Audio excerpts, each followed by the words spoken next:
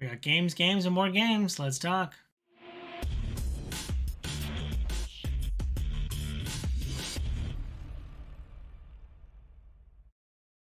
What up, viewers? What up? What up? Calc Soups here. Today is Friday, October 27th, and that means it's time for a quick recap of the week in video game news. Starting off, it's been over a decade since we've seen this game, but the sequel is out this week. Alan Wake 2. I remember playing Alan Wake 1 back in the 360 era, back in college, just to send that back in time. But it has been 13 years since Alan Wake has came out, and there's been a DLC and a control expansion and a couple other things that you got to catch up on. So I'll have a link down below to a catch up video. But yeah, the second one is here, and I'm very excited to play it. Me and my wife are gonna start playing it tonight. I don't know if I'll stream it or not, but anyway, it's off to a great start. It's got an 89 Metacritic, so people are generally loving it. I saw GameStop gave it a 10 out of 10, and I think a lot of people have been waiting for Alan Wake remake. Some people didn't think this day would ever come, so very excited to see that the game is here. And how it changes the formula, how much of it feels the same as it did. A lot has changed in 13 years. Hopefully they don't have too big a jump the shark moment. This is also their first foray into like a true survival horror, so maybe it'll feel a little bit more Resident Evil and a little bit less just like, shoot 'em up. Which it eventually devolved into towards the end of the story. But I'm in it for the Stephen Kingian story to go along with it of an author trapped in a book. So yeah, I'm looking forward to that. But let me know if you're picking up Alan Wake this weekend, and whether or not it gets some spooks and scares out of you before Halloween next week. Moving right along, Xbox had a partnership showcase this week talking about all the new and exciting games coming from partners to a console near you. There's only a couple that caught my eye. I know they had like a dragon game, and they talked about Alan Wake 2, even though, it was kind of like the day before they were like, hey, remember, Alan Wake 2 is also coming to Xbox, so that felt a little desperate. But ones that caught my eye were Still Wakes the Deep. I think this is the Chinese room, so the everyone's gone to Rapture. So it's gonna feel a little bit like that, except for it's also a horror game. Like you're on an oil rig and something scary and evil is chasing you and following behind you. So all of that's gonna give you like the immersive sim horror game that you might enjoy. So I'm looking forward to that one as well. They showed us a little bit more gameplay of RoboCop Rogue City, which comes out in just about a week or two. I think. I think it's early. I think it's early November is when it comes out. And yeah, I'm kind of on a mixed bag. I don't know what to expect from the RoboCop game. If it's just a first person shooter where I'm running around saying don't move, creep, then that might be it. I'm not actually that big a fan of the RoboCop series. It's just not something I grew up with. I was more of a Terminator fan growing up, but yeah, I'm a shooter, a fun shooter with some of that nostalgia, and it could be pretty fun. So those were kind of the games that caught my eye coming out of the Xbox showcase. Besides Alan Wake 2 being there and getting its launch trailer. So let me know what other games I missed and I should look into from that. It's been quite some time since we've had a really good Lord of the Rings game, and there's one that potentially launched this week.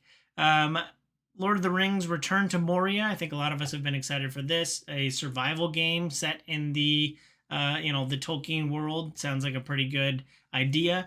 And the Return to Moria is set after the books, and you play as a dwarf, and you're going back to Moria, and you're trying to reestablish the civilization down there.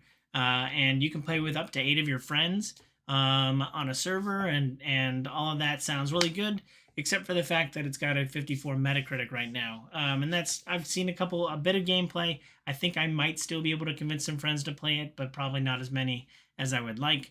And yeah, I know me and my friends really enjoy playing like survival games, base building games. And I think that aspect of it might be really fun, but just like the combat and some of the glitches that are going along with the launch of the game have it seeming like it's going to be a pass for a lot of people, especially with that 54 Metacritic. So if you do happen to pick it up, let me know what you think. But unless you have a dedicated group of friends who are really invested in like survival base building games, this might be a pass for you, and you might be waiting for the next great Lord of the Rings game. A potentially good game that launched this week, City Skylines 2, for all of you fans of like the classic Sim City. You can do that, only now it's got a little bit more realism to it. You're setting up sewage pipes and you're drawing the streets, and you're all trying to save money and make everything all work in an eco-friendly way. So it's a sequel to a really great game. And one of the YouTubers that I really enjoy watching is Real Civic Engineer. He'll be in a link down below, but he did like a 15-minute video just talking about how he, as a civil engineer, has kind of done these things before in real life, and so he kind of uses that expertise to establish his City Skylines city. So it'd be really interesting to hear what a real engineer would say about how things interact within City Skylines, and so far it's gotten a thumbs up, so let me know if you pick that up down below. Moving right along, PlayStation seems to have lost its edge in the streaming service wars. In the past, PlayStation Plus has always been cheaper than Game Pass, but that is now changing.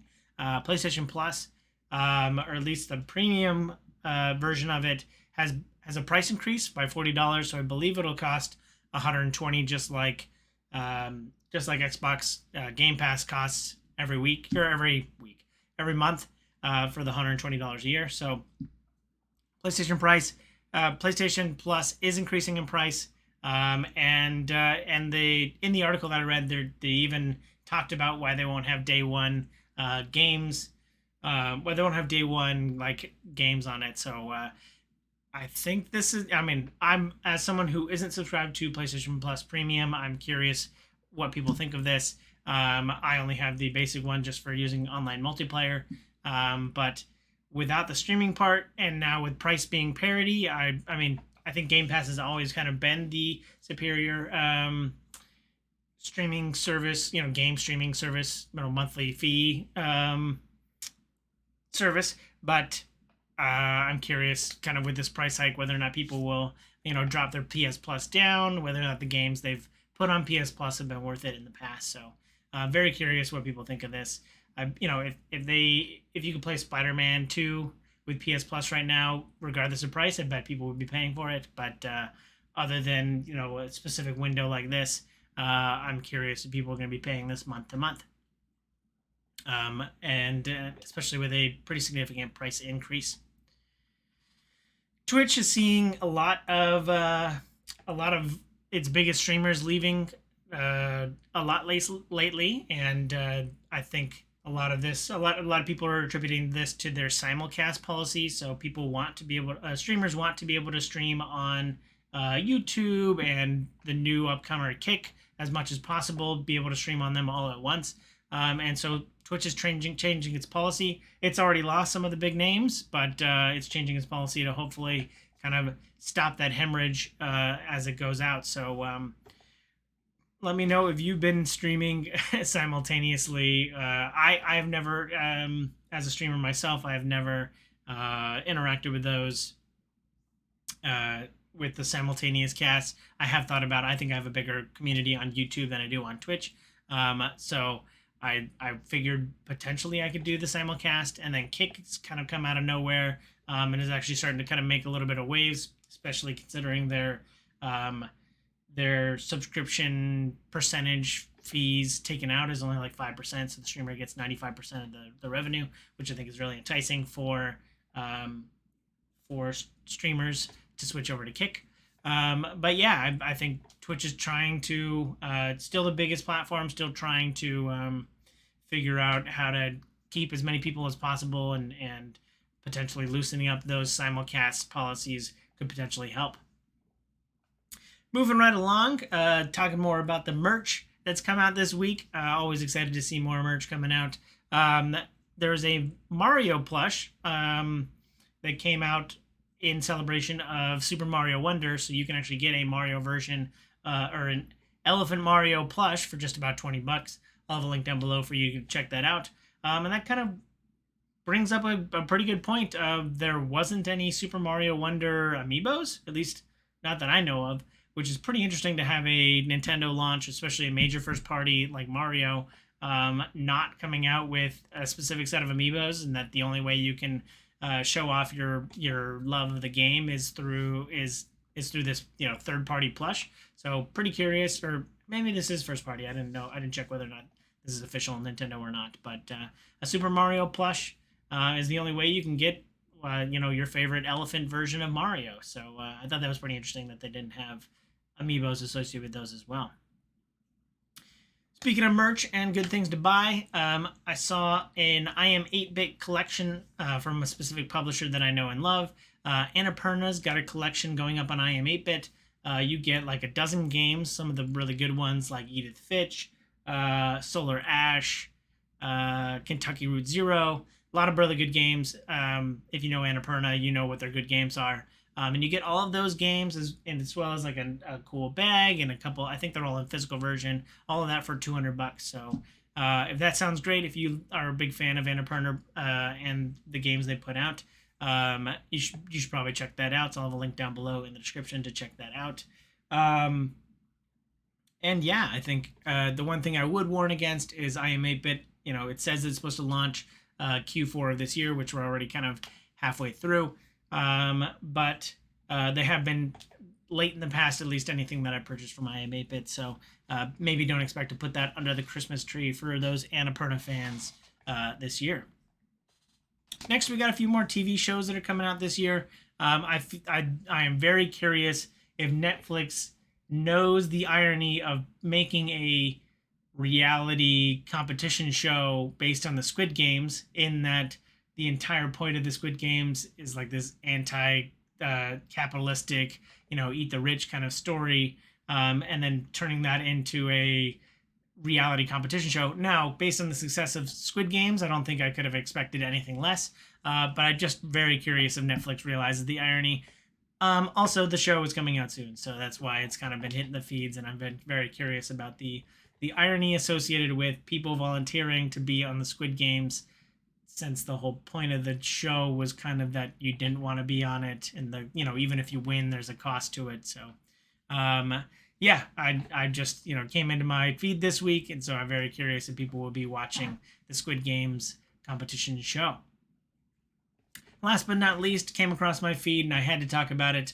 The Fallout TV show from Amazon has got an official release date. It's just gonna take another 6 months. So the Fallout TV show will launch on April 12th of next year. So very much looking forward to that.